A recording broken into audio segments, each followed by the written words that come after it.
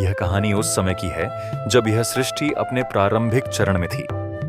कद्रू और विनता नाम की दो बहनें थीं, जिनका विवाह आर्षि कश्यप से हुआ था। कद्रू ने 1000 नागों को जन्म दिया, जिनमें शेषनाग ज्येष्ठ और तेजस्वी थे। शेषनाग के बाद दूसरे सबसे प्रभावशाली नाग वासुकी थे। जैसे जैसे समय बीता, शेषनाग ने देखा कि उनके अन्य नाग भाई स्वभाव से अत्यंत क्रूर, अहंकारी और ईर्ष्यालु हैं। वे अपनी शक्ति का दुरुपयोग करते थे और निर्दोषों को कष्ट देते थे। शेषनाग का हृदय कोमल था और उनकी रुचि धर्म में थी। उन्हें अपने भाइयों का यह व्यवहार बिल्कुल पसंद नहीं आया। अंत में उन्होंने अपने परिवार और सुख सुविधाओं का त्याग करने का निर्णय लिया। वे एकांत में चले गए और गंधमादन पर्वत, बद्रिकाश्रम और गोकर्ण जैसे पवित्र स्थानों पर जाकर कठोर तपस्या करने लगे। शेषनाग की तपस्या इतनी कठिन थी कि उनके शरीर से तेज निकलने लगा। उनकी निष्ठा देखकर सृष्टि के रचयिता ब्रह्मा जी स्वयं प्रकट हुए। ब्रह्मा जी ने पूछा, हे शेष, तुम इतनी कम आयु में ऐसी घोर तपस्या क्यों कर रहे हो?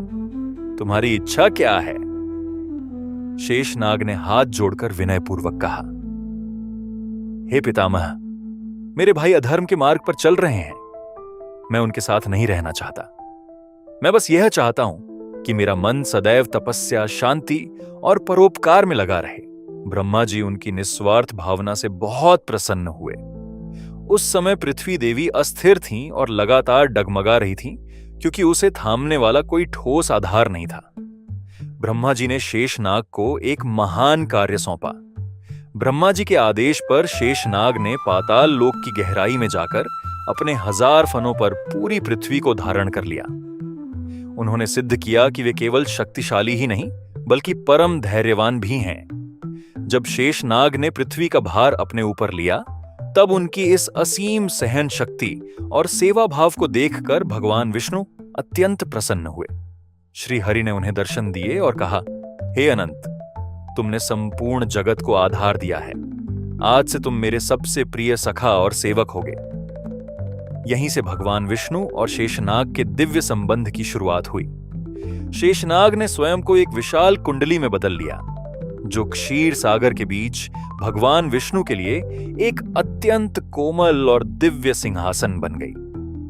उन्होंने अपने हजारों फनों को फैलाकर विष्णु जी के मस्तक पर एक छत्र बना लिया, ताकि ब्रह्मांड की कोई भी बाधा उनके आराध्य को स्पर्श न कर सके।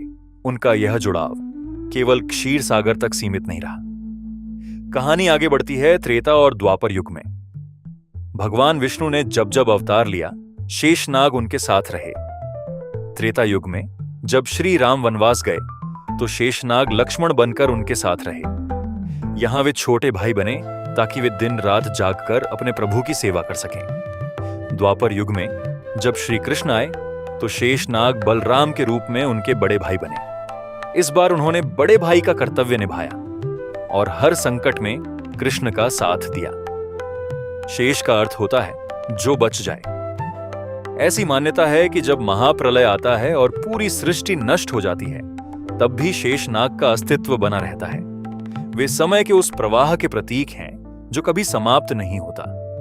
आज भी जब हम भगवान विष्णु की शांत प्रतिमा को शेषनाग की शैया पर लेटे हुए देखते हैं, तो शेषनाग की कथा हमें बताती है कि चाहे आपका जन्म कैसे भी माहौल में हुआ हो, आपके कर्म और आपकी भक्ति ही आपकी असली पहचान और भाग्य निर्धारित करते हैं।